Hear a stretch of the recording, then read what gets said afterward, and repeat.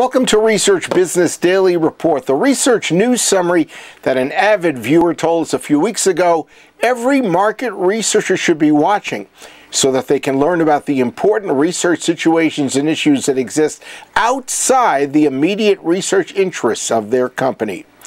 First of all, my thanks to Chris Clow for sitting in for me earlier this week while I was recuperating from a bad virus. Today we're going to speak with JT Kostman, keynote speaker at the recent annual SMR Congress that was held in New Orleans. He has a message about doing research well and properly by implementing the complementary, incredible array of new tools and techniques. You're going to hear about them today and his explanation as to why they need to be added to the Q&A survey research that so many of us already are doing. RBDR is sponsored today and this week by Nuance, a decision analyst company offering multi-language verbatim coding services that help quantify the meaning of open-ended answers. And Nuance is inviting you to read a paper they've developed called Pit Tips for Choosing a Coding Partner. Coding has gotten increasingly better over the years, and it may be time for you to update yourself with what has been going on. And you'll find that in the paper, and we'll also tell you how you can access it if you stay with us till the end of today's report. Anyone out there who's been listening to me either on RBDR or perhaps even in person here and there knows that for well over a year I've declared over and over again the challenge facing every researcher, to wit, overcoming the at very least self-defeating and potentially damaging inclination to continue applying and relying on the same tools and techniques that we have for years and years.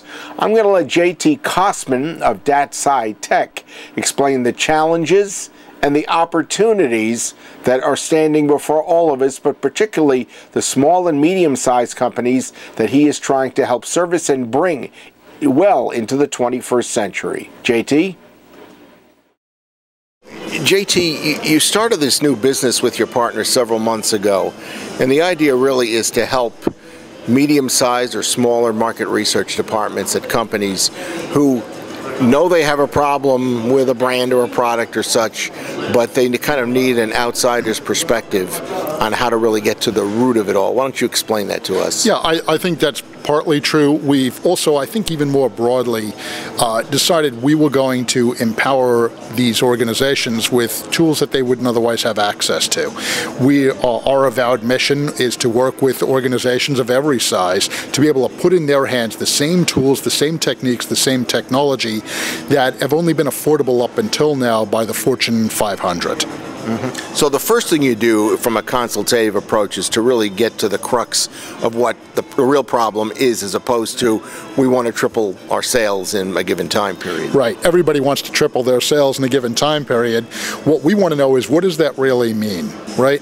What customers are you going after? What's been successful in the past? What insights do you need to be able to affect those outcomes? What do you need to be able to do that more effectively? We want to change the perspective of market research firms from sort of this view of themselves as reporters, as journalists, more into being concierges of researchers, of people who advise and guide the business.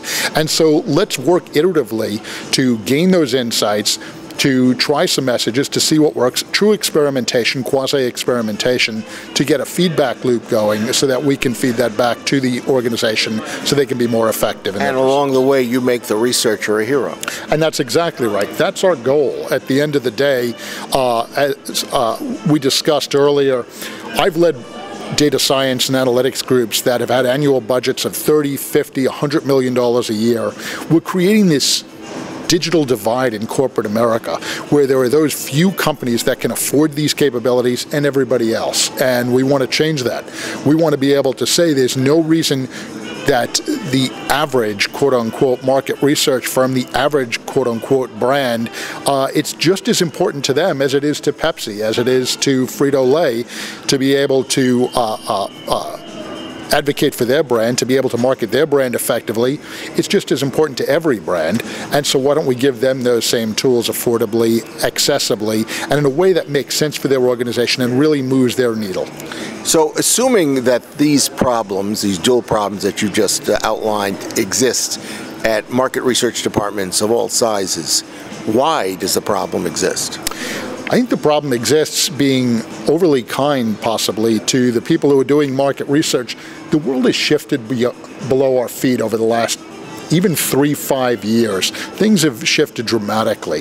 What used to be the only perspective in market research, attributional research, surveys, focus groups, intercept interviews, feedback sessions of various types, focus groups, those are now just one mechanism of gaining insights, of one perspective on data.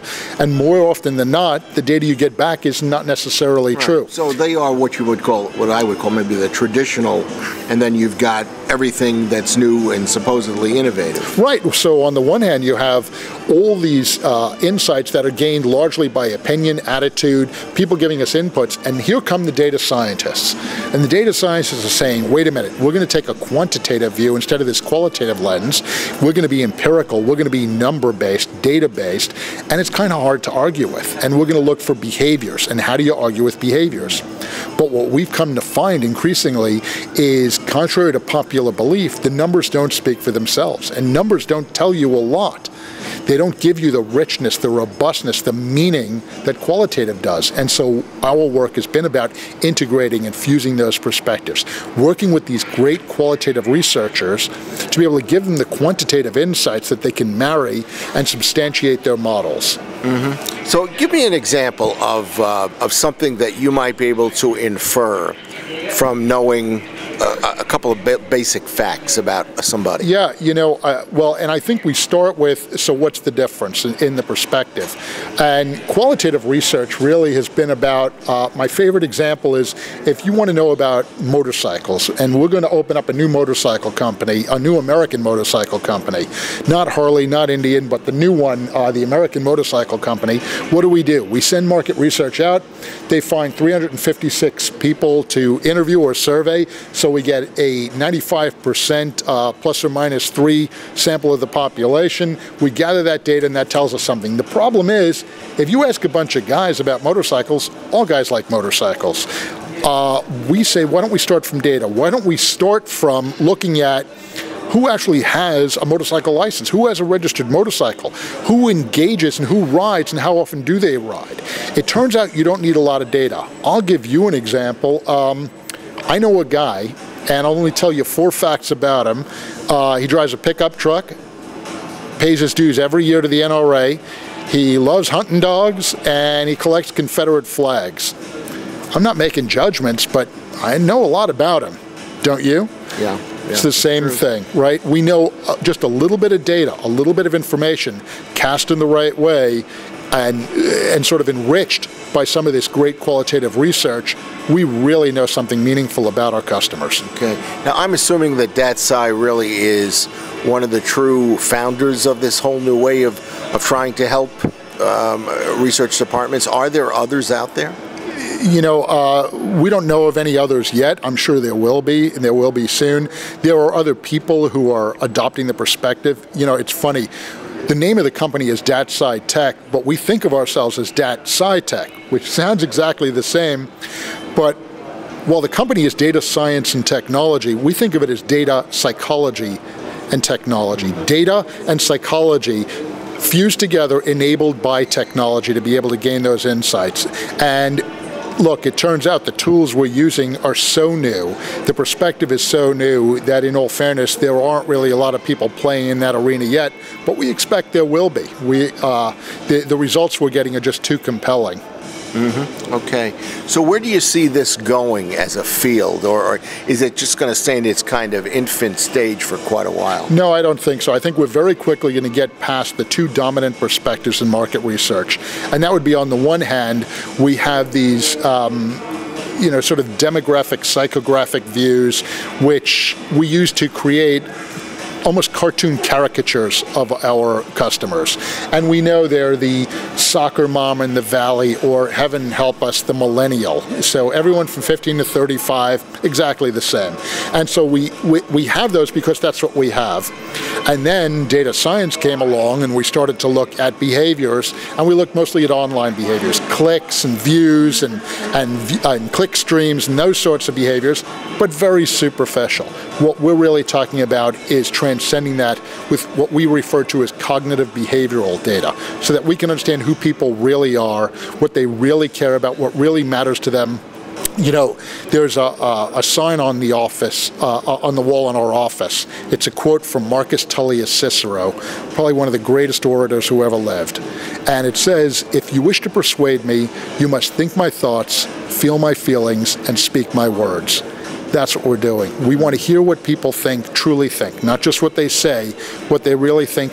We want to understand what they feel, what resonates with them viscerally, and we want to know what language actually connects to them, actually changes and motivates their behavior. That's the work we're doing, and we're looking to put that in the hand of market researchers so they can be more effective in doing what they do. In going after a small and middle-sized market, it would seem to me that you are affordable, without asking you specifically what the costs are, but you wouldn't be going after a market that couldn't afford to do those sort of things. Yeah, we're candidly disturbingly affordable. We keep getting pushback from our partners, investors, even our accountant and lawyer keeps telling us we're undercharging. That's fine. Look, we have a fairly good-sized team. There's about 50 of us, all told. We have some crackerjack data scientists, some brilliant thinkers, some great marketers. We're working with some of the biggest marketers on the planet. But we're also not greedy. You know, we're sort of people on a mission. We love what we do. We want our legacy to be having changed this for the better. And we don't want cost to be an inhibition.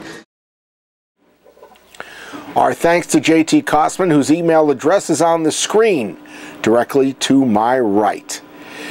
That's your Research Business Daily Report, which has been sponsored today and all this week by Nuance, a decision analyst company offering multi-language verbatim coding services that help quantify the meaning of open-ended answers.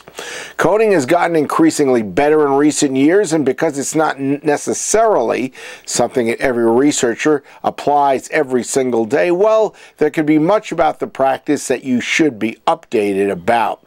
And we've got the link to Tips for Choosing a Coding Partner. It's been written by decision analyst Nuance Group, and it will give you a read that will help you get reacquainted with or introduced to what coding is all about. Take advantage of this free information-filled opportunity. Look for the link that will whisk you to the worthwhile paper. It's in the email we send out to subscribers. It's also in the description box directly underneath today's video. We hope you have a great research day and the rest of your week. Enjoy the upcoming weekend, and we'll see you back on Monday with the best of RBDR.